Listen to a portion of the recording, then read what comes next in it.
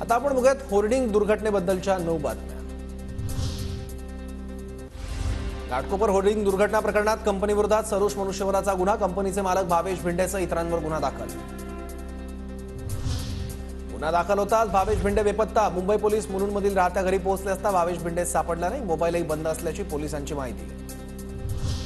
तत्कालीन railway police आयुक्त कैसर खालिद यांनी होर्डिंग लावण्याची परवानगी दिली होती, रेल्वे पोलिसांचं स्पष्टीकरण।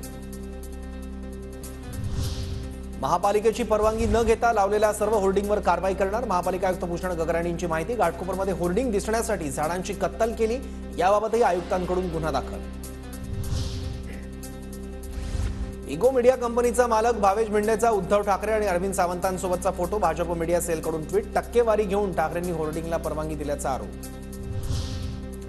कोसळलेलं होर्डिंग भावेश भिंडेंच्या कंपनीचं, भावेश भिंडे सुनील राऊत यांचा पार्टनर आहे का? मातोश्रीवर भावेश भिंडे काय करत होता? भाजप आमदार नितेश राणे यांचा सवाल। महापालिकेत आता प्रशासक आहे, आमची सत्ता नाही, 2.5 वर्षांपासून प्रशासनाच्या माध्यमातून भाजपचंच राज्य, संजय राऊतांचा भाजपवर पलटवार।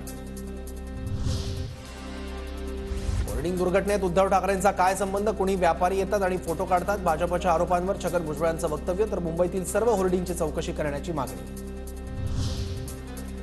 घाटकोपर होर्डिंग दुर्घटनेला जो कोणी जबाबदार असेल त्यांच्यावर कारवाई करा, मग तो ठाकरे गटाचा असेल किंवा अन्य कोणाचा, कारवाई झालीच पाहिजे। सर्वच होर्डिंगचं ऑडिट करा, ठाकरे गटाचे नेते अनिल परब यांची मागणी।